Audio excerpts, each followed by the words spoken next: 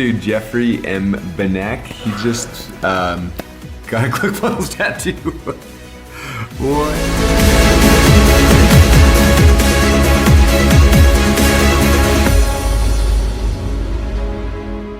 Make your way to your seat. Hey, everybody, what's up? How you doing? Good to see you guys.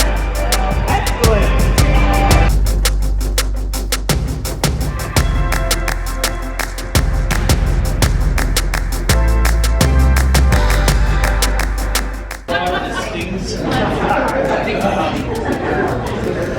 Did you guys enjoy it? Woo! Hey, thanks so much for coming. It really means a lot to me. This room is special to me, actually. This is, I used to come here. Melanie would set up the inner circle to come hang out in this room with their networking parties. And I remember standing right over there and sitting there, and I was like, I think I could go do this. And it was actually right there at that table that I was, yeah, where we are, the Axe Bros. Yeah! Right where you guys are sitting. I was having a conversation with an inner circle person, and they're like, just do it. I was like, you know what, I should probably just do it, you know? And decided to make the jump. And anyway, so I just want to say thanks to you guys so much for coming here. You guys having fun tonight? Woo! These relationships you have with each other mean a ton. So please definitely keep meeting people, figure out how you guys can work together. I thought you were going to meet.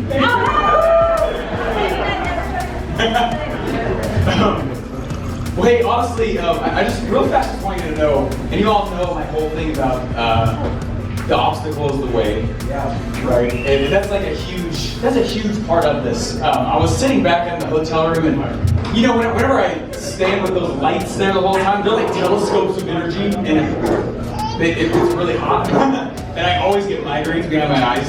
And I was sitting there at a hotel, and that's where I was, just like, come on, migraine, go. And yeah, exactly. I was sitting down, I was like, what can I say, you know, here tonight? And you know, there's a really interesting Eskimo proverb, actually. Okay. It says, the best time to fish is when there's a storm. And I love that. And actually, one of the things, I ran out of wall space in my office, so I started putting ceiling quotes on my ceiling. And we have, if you guys have cool to see it, there's quotes all across my ceiling, a huge quote fanatic. And there's one of the ones we're putting up there next. The best time to fish is during a storm. And I remember, like, I was trying to tell somebody, like, what is it that you can actually go do to have success with this game? And the biggest thing I could tell them was buckle up, right? Yeah. Buckle up. It doesn't matter the things we teach and go for. The thing is, you have to learn to stand up beside yourself. That's the biggest piece I'm really trying to push around. Yeah, because it's hard. And I'll tell you right now, in my personal life, it's not the best time for me to be doing this. It's not. Okay, it's very challenging. Some certain personal things we're going through right now. That doesn't mean that I'm qualified to still play the game, though. That's awesome.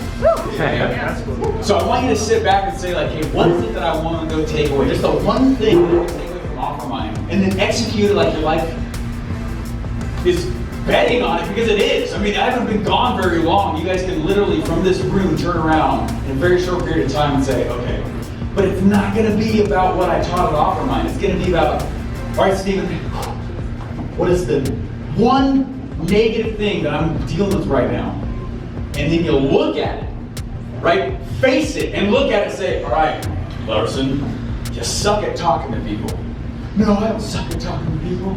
I just walk the other way whenever I see another human being. You know what I mean? If you start going in another direction and say, like, I don't want to do that, I don't want to do that, no, I'm not that bad. Right? I was really overweight for a long time. Had a double chin, was working on the triple. I'm not that overweight, I'm not that broke, I'm not that scared. And it wasn't until I started stopping and facing it and saying, you know what, I'm freaked out. Or, Larsen, kid, you're dumb, right? You got kicked out of college, man, right? And facing what it was in my life and confronting the beast, that everything else, funny enough, started coming. You know what's interesting is most of the campaigns that filled Offermind, I learned way before I worked for Russell. Way before. It was some of the first campaigns I ever learned. We're talking like 7 years ago. It's not, does it change? It really doesn't change. It's kind of the same stuff, but most of the campaigns that fill it, I learned forever ago. What's changed? You. I changed. right? And once you start to, and I was talking to Alex Sharp with this about 6 months ago, and I was boxing him, and I was like, dude, I feel like the ground is spinning beneath me. Now that I realize that I need to be the one that's changing and I'm willing to do it, it's like the core of who I am is shifting so fast.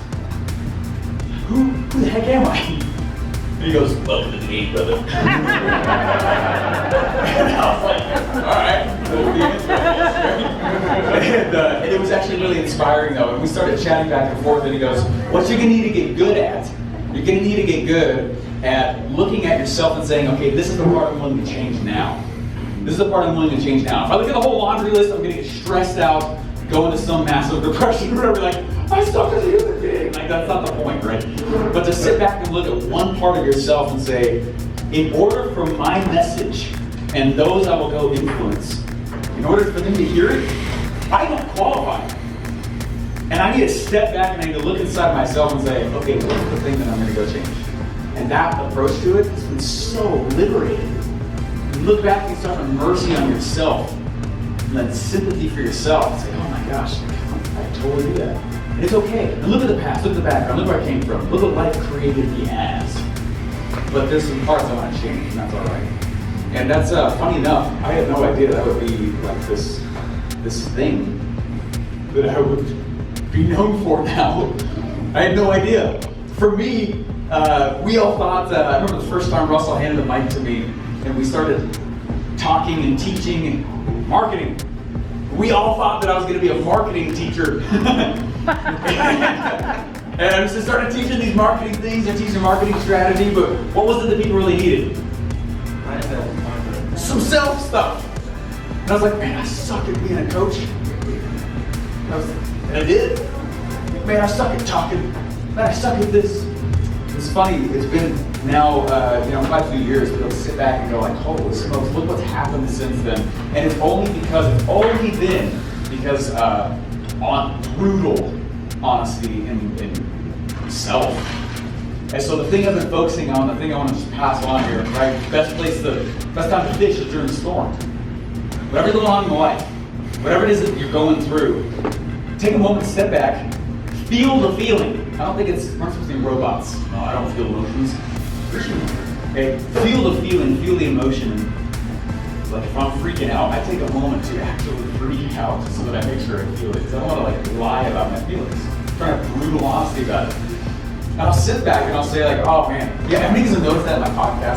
Lately, I'm kind of calling out more of my emotions. It's because what I'm trying to do is it's actually for me. I'm trying to be open with it and honest with it and say, this is where I truly am. And then when I've had a moment again to go through that poopy dance syndrome, or whatever it might be, right, I'm going to step back and then figure out that it's my self-talk. All right, kid, what are you doing about it? And I start writing down solutions and choose one of them and just do it. That'll change everything. That's what changed me in my life. I realized after a while, just lying make myself feel better. Lying to front, lying to, and it wasn't on purpose, but I wasn't being honest in where I was either. And because of that, I felt like I needed to become somebody else, and I needed to project something else on other people. Well, this is how entrepreneurs act, therefore I will. Right? And there's something to modeling, but after a while, you got to be really true to who you are, and people will smell it, right? They certainly will tell if you are not actually being who you say you are. Right? There's some people that have wanted to come work for me, especially in the past six months. And there's something to confidence, but there's also something to drinking your own Kool-Aid. It's one of the pieces I want to say about this. Russell and I chatted for quite a while about what it means to have confidence in the game. Your people that you go sell, those you serve and talk to, they're going to want you to have a sense of confidence. There's a major difference between confidence and arrogance, right? And he and I were chatting about it, and I said, he and I have these, we chatted multiple times around these different gurus who you just never see anymore. Well, did they fall out? Did they stop learning what marketing was? Did they stop marketing in general? Did they drink their own Kool-Aid? And in some cases it was that, some cases it was that, some cases it was that. And what we started noticing was that it was the people, let's say those who kind of start drinking their own Kool-Aid. What happens if you start telling your audience to remind you how cool you are? What do you think happens? That is cool. Yeah, your confidence certainly goes down. What else? Stop growing. You stop growing, right? What happens to the audience? Yeah, because hey, remember how cool I am? Tell me how cool I am, right? Tell me how awesome I am. Now, this conflicts the guru on the mountain principle, right? The guru on the mountain, you're supposed to be the guru on the mountain on the thing that you do. So if I'm the guru on the mountain, right, and then I'm constantly saying, remember how cool I am? Remind me how cool I am. Remember how awesome I am. And the audience is saying, I'm trying to be like you. I'm trying to be like you. I'm trying to be like you. It pushes the audience away. They get disinterested and they walk away. Okay, so just remember that there's two pieces with this, and that's all I wanted to say about it. There's going to be strategies, there's going to be new things that come out all the time, but none of it will work unless you have a solid sense of self and who you are and what it is that you're put on this earth to do. And the moment you do that, oh baby, bring the storm. I'm fishing, right? I know I've got 99 problems with my pitch ain't one, right? I know that does that make sense? And suddenly you realize failure is made up. It's not about failure. I don't lose, I learn. Right? And then the game becomes really, really fun. And I have to sit back and go, oh, and it's enabling. I'm not bad enough on myself, although I know I have a lot of issues still. It's fun because then I can sit back and say, well, shoot, look at the momentum. And I can look backwards, compare me to me to yesterday. And look back and go, dang, look at all the progression I made, that's so awesome. And then it's like, it's invigorating. You're like, shoot, man, bring on the next challenge. I might suck at it, but I'm going to try it. And that's what half the learning will be. Anyway, I just want to thank you guys for being here. Thank you. Marketing. We all thought that I was going to be a marketing teacher.